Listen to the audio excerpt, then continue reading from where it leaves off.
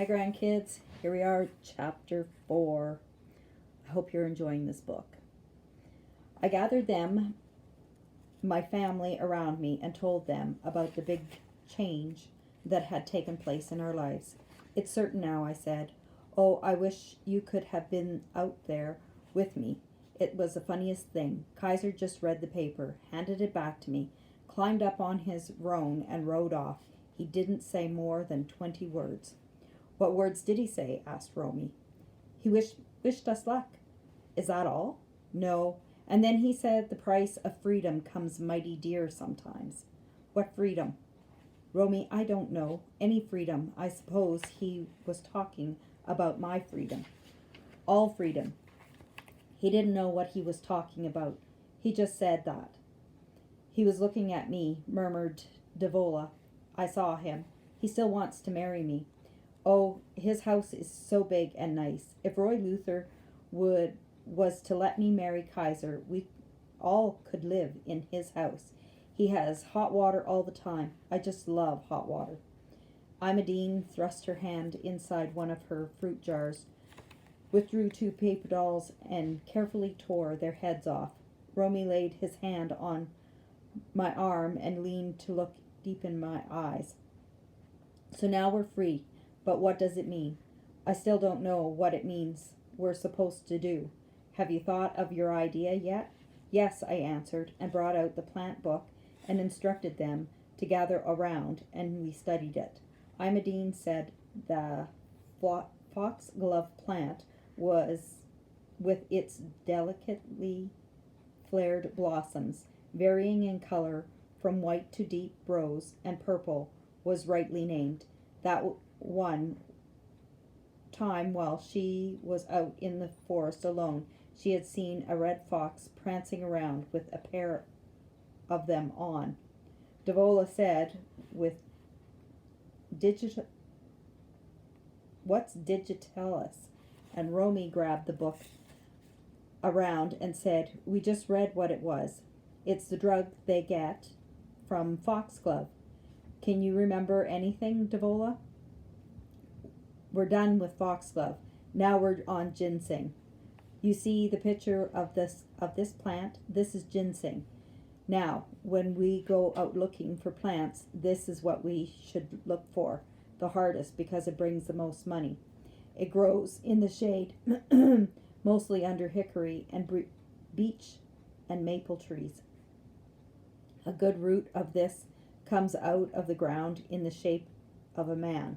What man? Inquired Devola. Any man, answered Romy, and began reading aloud to us about what it was used for, in face creams and tonics, as a cure for numerous ailments. We learned about May apple, which yields the powerful drug podophyllin, lobelia herb, from which is made a medicinal tincture used in the treatment of asthma and bronchitis. We learned about Queen's Delight and Stargrass Root, all the rest of the paying plants. We'll be rich, said Imogene, and went on to describe what she'd buy with her share of the money earned, a car like Kaiser's with a squirrel tail flying from its hood. Devola said she'd like a yellow dress with shoes to match. Speculating, Romy closed the book and laid it aside. If this here's such a good idea, how come Roy Luther never did any witchcraftin'? Wildcraftin'. I always call it witchcraftin'. It's wildcraftin'. I said I didn't know, but I think I did. Roy Luther's pride, I think, had stood in the way of his doing any of it. It would be his notion that twigs and leaves and roots are child's play. A man should toil in the fields. Romy said, well, let's get started. What are we waiting for? Aren't we going to start today? I said, no, tomorrow. Today I need to go to the general store and talk to Mr. Connell. You can go with me. We'll take the witch hazel leaves and get our money for those. Romy is good walk and company. He doesn't like He doesn't chatter like I'm a dean, or run ahead and every which way like Devola. Under the cope of the blue sky, Trial Valley lay in quietus in the mid-morning sun. It was awash in clear green and yellow light. High above a distant ridge, two red-tailed buzzards lazily wheeled. The wind was idle and careless and faintly scented. Burdened now down with his divided share of the witch hazel leaves, Romy sniffed the wind and said how good it smelled and what made it. And I said, you know what makes it? It's the earth and the trees and the flowers. Everything all put together makes it. This is fair land, probably the fairest in all of the whole country. You'll soon find out how fair it is. You've never really looked before, but now you're going to. All of us are. This land is going to be good to us. You'll see. Romy laughed and sniffed the air again, and I sniffed it too, and thought about freedom, the wondrous glory in it, and its awful anxiety, and we walked on. I have known Mr. Connell from the time I was 4. Him and his general store so wonderfully cluttered with the shoes right next to the meat counter. Some of them spilled out of their white tissue paper and boxes. The United States Post Office was in one front corner, hiding behind a rack of olive drab raincoats and long tables of grab bag pots and pans. A bouquet of brooms tied together with a cord of stout twine leaned against a butcher's block, on which there rested a huge round of yellow rat cheese draped over the length of brown oiled paper. There were cans of pineapple on the school supply shelf, and a row of fly-specked jars with their candies inside them stuck together, and over and through all this and more was the smell of leather and dry goods and country ham and dried winter green and dust that's so old it's lost its color and life. Mr. Connell himself is the color of dust. He is short and meaty and melancholy. His wife is tall and stringy and has a dishonest smile. She does not like us Luthers, sitting straight as a ramrod in her rocker, and her hands idle, and her gaunt mouth plastered thin and pale. She elicits information. I hear your daddy's on the go-down, Mary Call. Yes'm, he is, but we're taking care of him. I brought Mr. Connell some witch hazel leaves. Is he around? He's in back. He'll be out in a minute. What's wrong with your daddy? Oh, he took a little spill on our porch. Didn't break anything, though, thank goodness. It just shook him up some. He'll be all right again in a few days. Through the brown store gloom, Mrs. Connell peered at Romy and me. The lace on her white dust cap quivered, and her gray smile tenderly spread. Well, now, I'm glad to hear it's not as bad as what we've been told. It'd be just awful for you children if something happened to Roy Luther. Yes, ma'am, but nothing's going to. Is he able to eat? Oh, yes, yes'm. He eats like a horse. Mrs. Connell sucked her papery cheeks. She removed her glasses, and with the tail of her apron polished them. Squint-eyed and shrewd, she gazed at Romy and me. When I was a youngster, I lost both my parents. They died within a week of each other, and I was sent north to live with an aunt.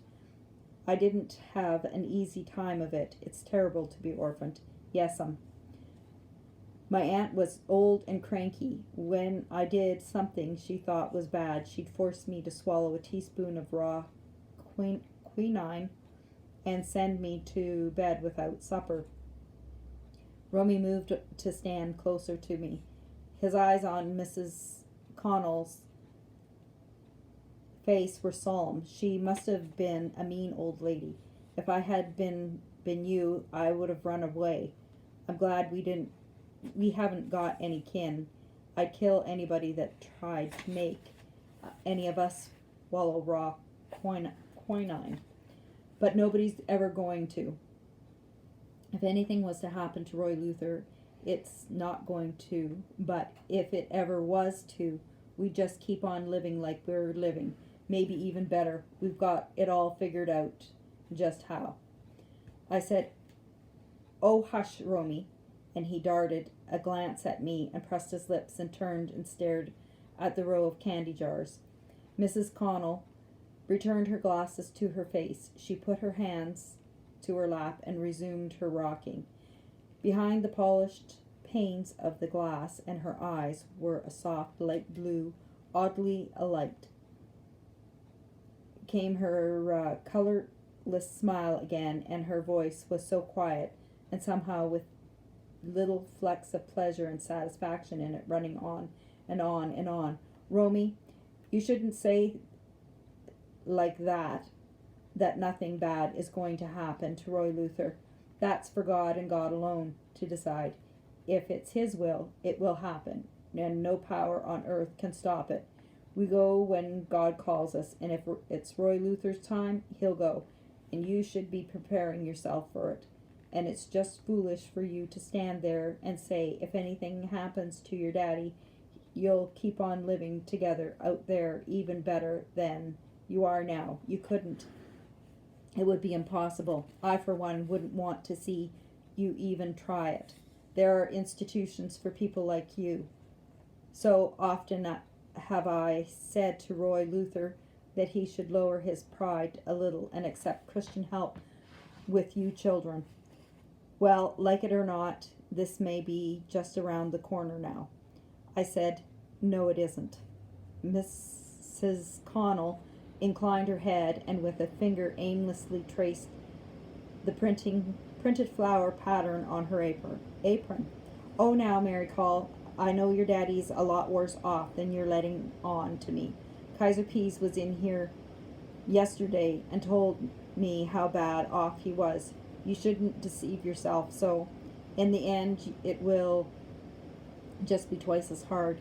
You should be praying for Roy Luther's recovery, but at the same time, you should be preparing yourself for the worst." To the candy jars, Romy said, "You old bat."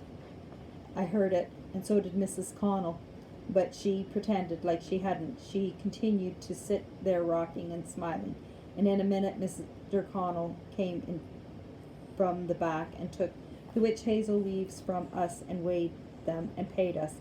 I bought a package of razor blades for Roy Luther's razor and some cornmeal and 5 pounds of sugar. Mr. Connell said the leaves were good quality and the botanist in town would be glad to see them. Rummy said, "You're going to see more than just leaves from us pretty soon. We're going to start bringing you all kinds of stuff. We're wildcrafters now." "You ain't," exclaimed Mr. Connell, and his big rustic face flooded it with rosy pleasure. "Elah, you going to turn wildcrafter, Mary Call?" "Sure enough."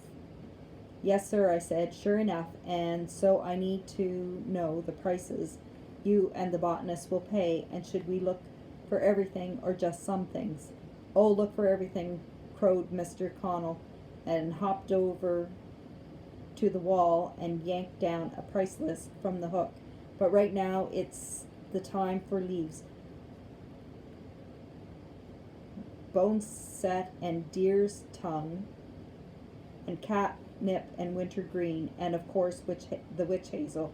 Then come fall, you go out and dig for your roots. Bark you can go after any time.